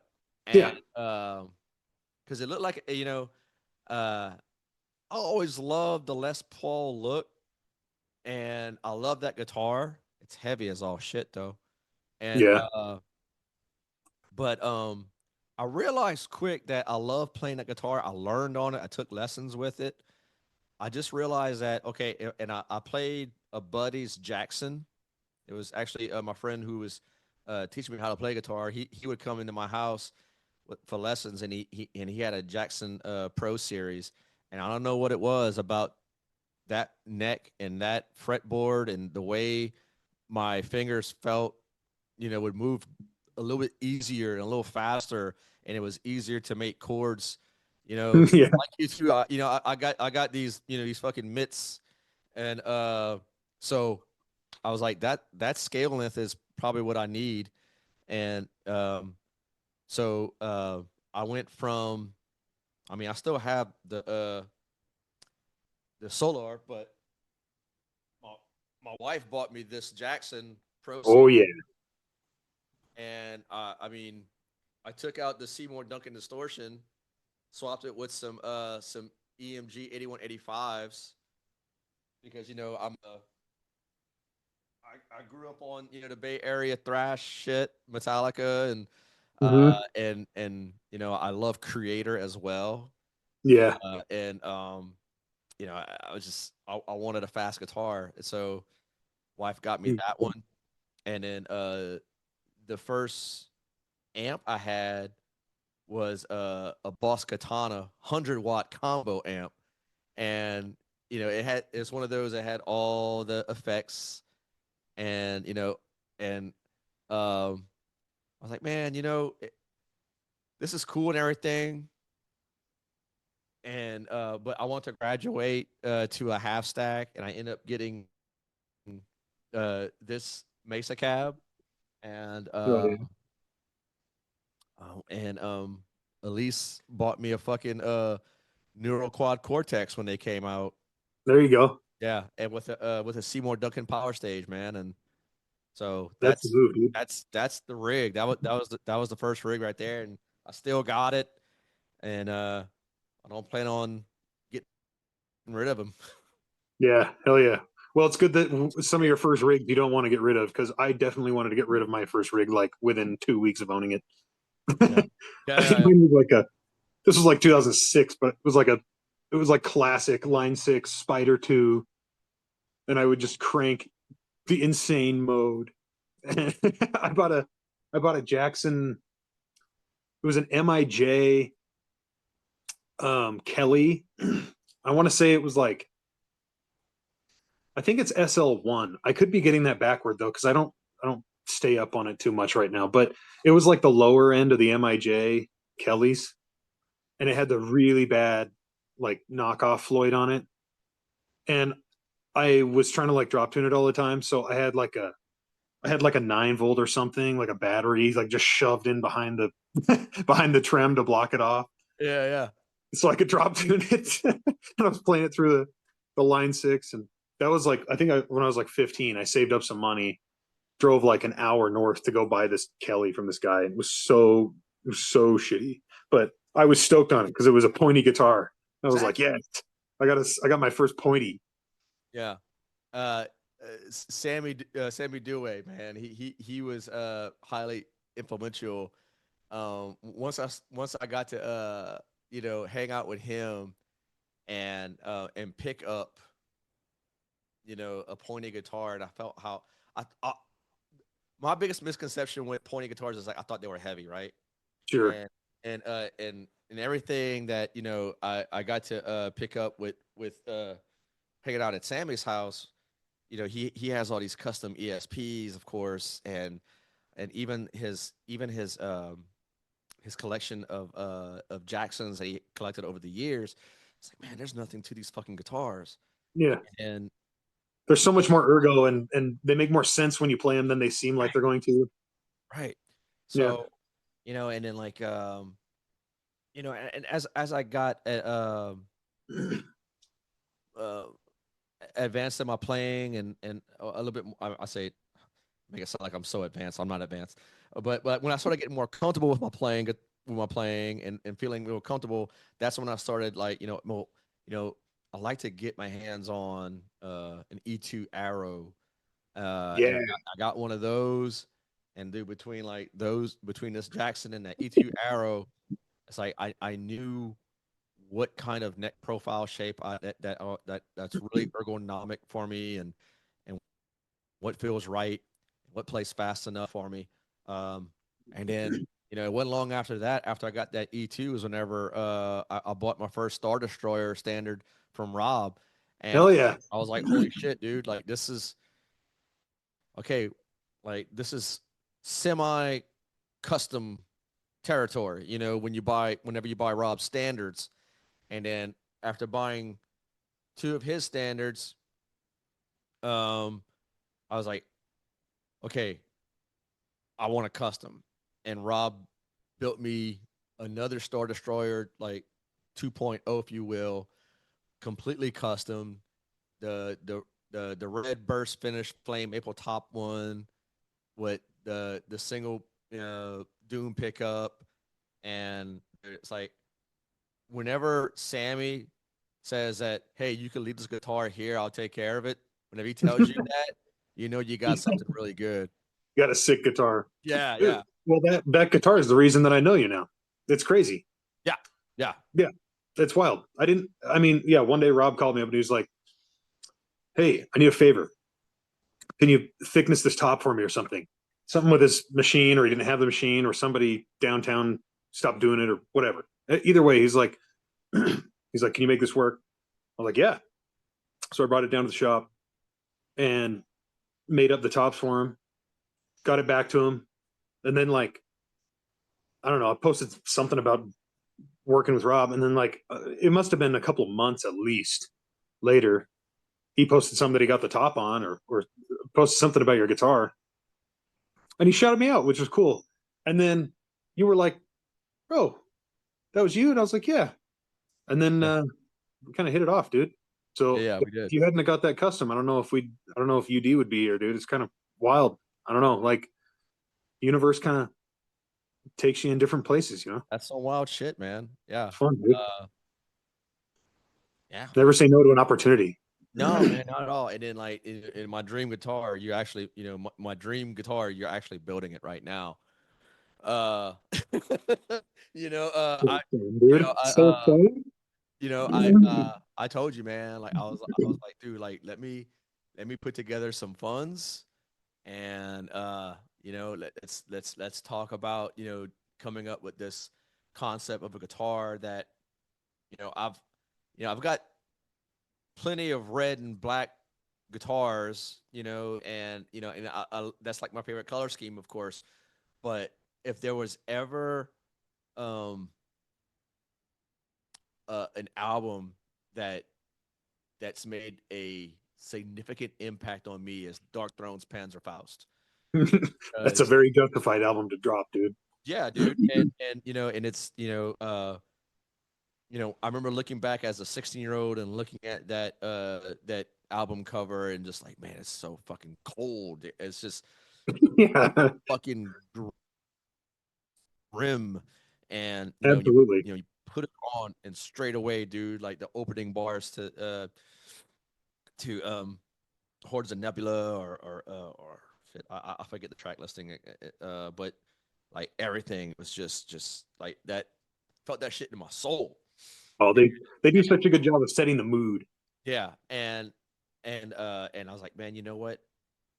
I want Nick to, given what I've seen on your website and what I've seen on the Instagram profile for Uncle Death Guitars, and like this, and how you're able to get some finished work the way you fully custom stuff, and the ideas that you would pitch with me, and I could tell just like you and I were feeding off each other's enthusiasm, excitement about it.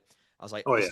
is fucking like the best guitar, and and anyone who is thinking about getting a custom guitar, I cannot recommend Nick more than I could right now, because he he not only does he provided me like highlights through video, through pictures, but he stays in contact.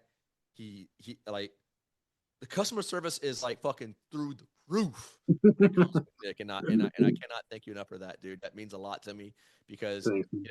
Nick, you said it in a conversation that you know people are entrusting you with their ideas and their vision and their money, and Oh yeah. and you want to bring them a product that they want to be 100% satisfied with, Totally. and and whenever you said that over the phone, and I was like, dude, like he gets it, and I just I couldn't imagine a better person to go on this journey with. Thanks, man. Likewise, dude. I told you the other day we were chatting, and I was just like, man, I know they're not all going to be like you, all the customers. I know they're not all going to be like you, but I wish they could, because you're the man, and you're a great friend of mine, and I appreciate your business, and I appreciate you for helping me come through with the UD thing, and for being really like the catalyst for the Hellbent, because your input was right, like, and we definitely made it. We definitely made that shape together. Like I drew it on paper, but bouncing it off you made it what it is. And so it feels collaborative to me, and I appreciate it. And I appreciate you letting me make it into a production model too, because it's important. It's like, it's one of the cornerstones of the UD lineup now. So like, I don't know. I can't thank you enough either, man. But it's always been important to me that if I was going to do this kind of a company thing, that I wasn't going to try to be like a production shop. I was going to try to offer something different, because that's really what a small builder can offer that a big company can't. It's not even that necessarily a small builder can put so much more attention to detail than anyone else on earth and make such a better guitar. I mean, I think I make a killer guitar for sure, but like it's about that, like, a big company can't always be in your pocket and always be reaching out to you and always be chatting with you and making sure that you're happy with things and keeping you comfortable with what's going on. So that's important to me. Yeah. I sleep soundly at night knowing that you're building the guitar, Thanks. and knowing that, because like if you're not satisfied with the way things are going, with the build, you're messaging me. You're like, hey, look, man, I want to spend some more time doing this. Oh yeah. I want to let this cure out, a little bit Oh longer totally. than yeah, or whatever steps that you are thinking about taking, you always run it by me first, and I love that. I love that Yeah. that collaboration that we got. Yeah, totally. Me too, dude. Well, I mean, you've seen it. Yeah, you've seen me call you and be like, "No, I'm scrapping this body. We're doing a different one. I'm going to give you mahogany, even though you think your phrase is going to be too heavy." But then I weighed them side by side, and they were like half a pound different or something. Yeah. It, I don't know. I appreciate you being flexible with me too, because having the trust go two ways, is really how you're going to get a great guitar. Because if someone's like, "No, I want an ash body, and that's what it's going to be, and it's going to be way too heavy or something," like, and they just won't budge on it, that's not someone who's like allowing someone like me to make what needs to be made, for it to be really excellent. So like, people don't know this, but originally you commissioned this guitar to be a alder body, and I got like halfway through. I got done making the body. Like it was almost about to go to a neck route. In fact, I might have even routed the neck pocket. I think And you I was did. like, You yeah, I did was like, pocket. yeah, it was like ready. It was almost ready for paint. I was like, it's not right, dude. It's got to be heavier. You got to go a little more. I was like, give me two extra days of this build process. I'll make you one out of some awesome mahogany. We just swapped it out, and it was a good idea because that body is like prime and it's going to balance so well. It's satisfying to do a new shape where you haven't prototyped it yet, and you always have to just operate on prior experience of like, okay, what balanced last time, what caused it to be off last time, things like that, and to try to incorporate it in a new build. So taking everything like that and just putting it into the hellbent, and then like just feeling it kind of for the first time was like, okay, like it's awesome. And the big, an X shape like that, it's got that big claw, so Mm. it holds under your arm. It's not like it's going to neck dive all the time for that reason, at least when you're sitting. But I was just like, nah, this needs a little more heft. It'll feel more premium. Yeah. That's what I wanted What's for you. I wanted to give you yeah. something that I would want. I have a question for you as far as the build is concerned. But like, Yeah, what is your least enjoyable thing to do? Because I know you like building guitars, you love building guitars. But yeah, I love it. if you could name one thing that you hate doing on it, what is it? Fret work for sure. Fret I work? think I think it's tedious and annoying, and like I don't find it like that hard to do. And people kind of, they'll upcharge you for stainless or whatever, and like I'll charge for the difference in price for stainless, but with modern tools and stuff, I don't see that it destroys them that badly. And I've talked to Rob about this too, like about stainless versus nickel frets or something. Mm-hmm. And we both have the same conclusion. If you think stainless is like that much harder, then you're doing it wrong, because you're having to do too much work to it. You should put them in so nicely that you don't have to rework them that much. So that's what I aim for. And, um, but I think I've gotten to a point where I just find it tedious. So it's satisfying to see them come out polished and everything. But most people's least favorite part is finish for sure. And that's like how you're psycho. That should be so fun to watch, like everything get all shiny and or colorful, or watch the wood grain pop because you're spraying lacquer on it or whatever it is. Like, I don't know. I understand that finish work is tedious for a lot of people and it's really hard. And if you don't have the right setup, it can be a huge pain in the ass. And it's consequential. If you fuck it up, like you just cost yourself a couple weeks of work minimum. Yeah. Uh, but that's like my favorite part. I love it, dude. Like when I see it come out, it's like the whole vision starts to come together, and I just get off on that. Hell yeah, man. Yeah. So at this point, I hope you thought about your first your favorite 6 albums, Oh because yeah, that's the last question I got for you. right here. Oh shit. I prepped it. Yeah. There you All go. right. So in no particular order, right? Yeah. Because Yeah. how can you put them in order? And I will say that as you get older, your top albums are going to change, and the album that you think is going to be with you till you die might go away. It might get overshadowed by something better or whatever. But in no particular order, it's Dio, Holy Diver.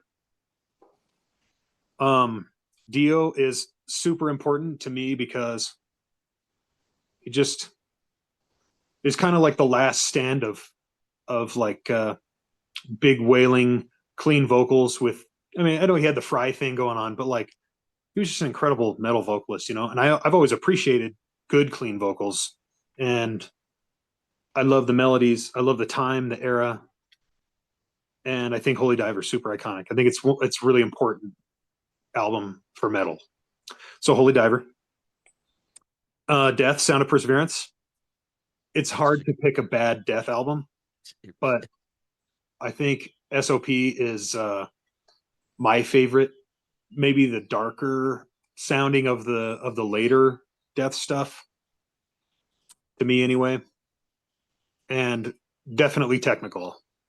Um, Honorable mention to Symbolic. Like I said, hard to pick a bad Death album, but Yeah. Perseverance.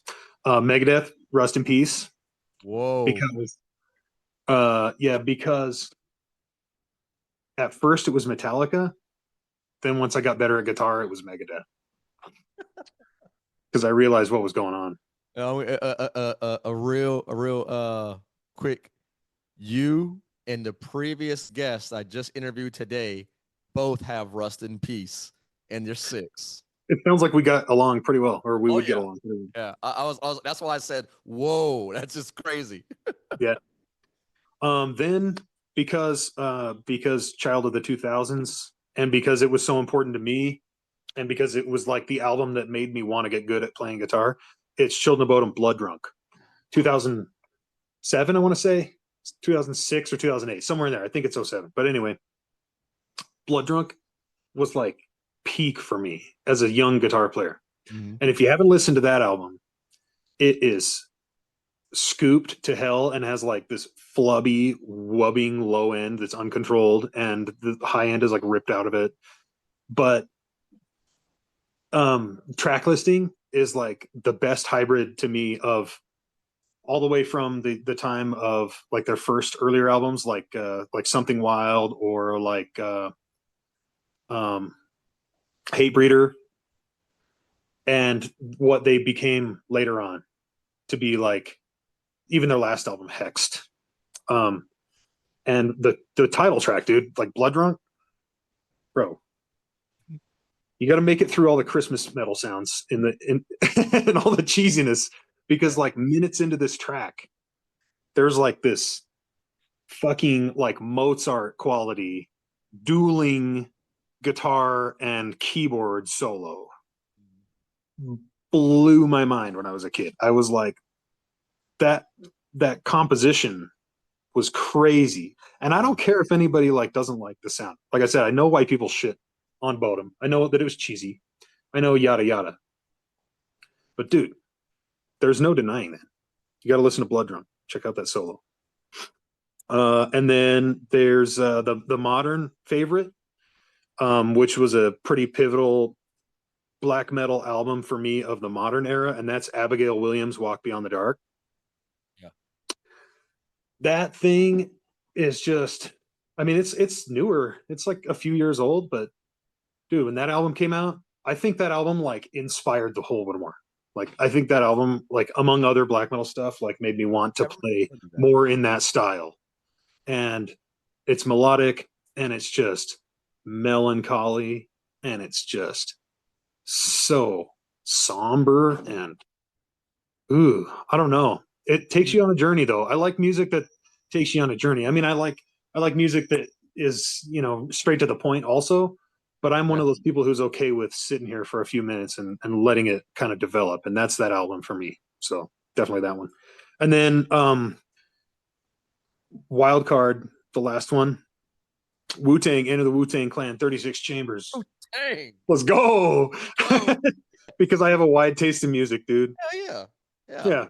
I love Um, dude. Fucking Triumph. yeah, dude. Fucking love Um, Tag. yeah, and because there's only six, you got to honorable mention Woo Forever, because that's Triumph, but 36 Chambers, dude, that's a big album for Wu-Tang. And I've always loved classic hip hop in that way too. I'm not just a metal guy. I have a big taste in, like, a broad taste in music. Yeah. And the Woo is forever, bro. Woo is for the children. Woo is for the children, dude. Honorable Yeah. mentions: Dark Throne, Gorgoroth, Opeth. Orchid is a sick album. Love Orchid. That's like one of their. It might be the first one. No, that's really early anyway. I'm not like a massive Opeth fan, but that Orchid album is sick. Bathory, Blood on Ice. Everybody shits on Blood on Ice, but dude, that album rips. And The Lake was like important for me as an early kid, or as a young kid, kind of early on into my black metal journey. It's fun. I like that shit. And then all the hair bands: Dokken, Rat, Van Halen, Badlands, Jakey Lee, dude. Dude, Balance is fucking badass. Bro, Badlands is sick. I don't know if it's everybody's thing, because it's kind of an old school sound that nobody really makes anymore. But as far as like blues rock goes, bro, Ray Gillen, Jakey Lee, fucking, that's a wicked combo, dude. Really That's a is. wicked combo. Dusk is a great album, and important to them because Ray was like on his way out, being sick at that time. You can really hear it. And if you know his backstory and you listen to Dusk, you can really hear him like struggling. It's kind of sad, but that's an incredible album. Those are my honorable mentions. I tell you, that's fucking worth one of those little, the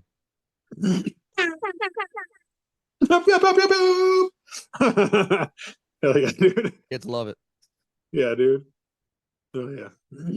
Well, dude, this was fun, man. It's always a great time talking to you, Nick, and I'm so glad you came on board and talk a little metal, talk your story, and a little bit about what you do and how you do it. So, Thanks, and I dude. appreciate it, brother. Dude, I appreciate you having me too, dude. It's really fun. It's always good to talk to you. You're easy. Oh yeah, man. I Yeah, try to anyways. yeah. Well, you enjoy the rest of your Sunday, my man, and dude, we're gonna be in touch, and we're definitely gonna show the people the hell bent, both hell bents, mine and yours. There you go. You got it. Let's And go. and I'm an idiot. we'll be unleashing those two bad boys pretty damn soon, and I can't wait, man. Let's go. And UncleDeathGuitars.com is the website. You can catch Nick on Instagram, Facebook, wherever you want to find him. With Uncle Death Instagram, he's got some badass fucking guitars. Even better person, even dear friend. Thank you, brother. Thanks, man. All right, man. We'll be in touch. Shred till you dead, That's bro. it. See you later, man. Good luck.